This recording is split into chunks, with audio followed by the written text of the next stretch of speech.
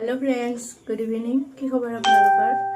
এইফালে মই ৰাতি সাজৰ কাৰণে ভাত বনাব আহি গ'লো। আৰু আপোনালোকে ভাত বনাব গ'লনে? মই ৰাতি সাজত কি বনাওঁ আপোনালোকক দেখুৱাই আছোঁ ৰ'ব। মই আজি ৰাতি সাজৰ কাৰণে মাংস বনাম। ইয়াতে এনেকৈ নিমখ হালধি আৰু মিঠাতেল অকণমান দি এনেকৈ মেৰিনেট কৰি থৈ দিম অকণমান টাইম। তাৰপিছত এইফালে মায়ে আলু আৰু পিঁয়াজ কাটি দি আছে। এনেকৈ সানি ল'ম।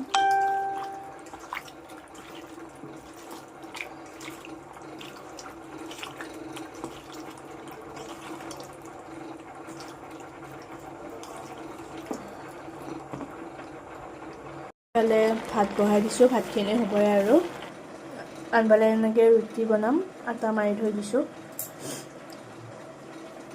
মই মাংসৰ আলুখিনি ভাজিবৰ কাৰণে বহাই দিছোঁ। এইখিনি ৰঙচুৱা হ'লেকে ভাজি ল'ম।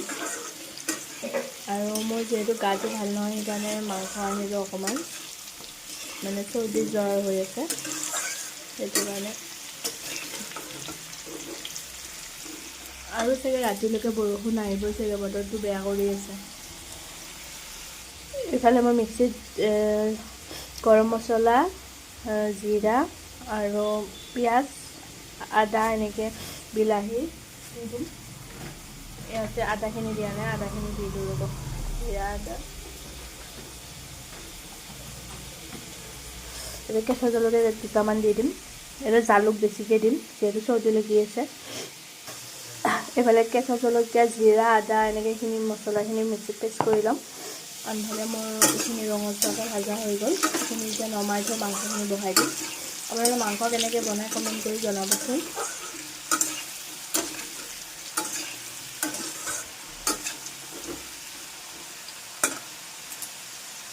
এটা শুকান জলকীয়া দি দিছোঁ আৰু গোটা জিৰা আৰু পাঁচফোৰণ অকণমান দি দিম। এতিয়া মাংসখিনি ইয়াতে বহাই দিলোঁ।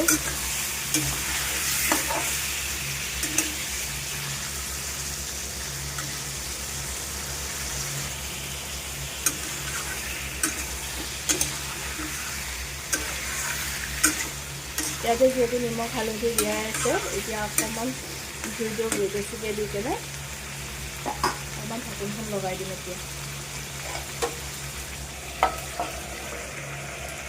আনফালে মোৰ ভাত হৈ গ'ল। এতিয়া ৰুটিখিনি বহাই দিম। ঢাকোনখন গুচাই দিলোঁ আৰু এতিয়া অকণমান লৰাই দিম।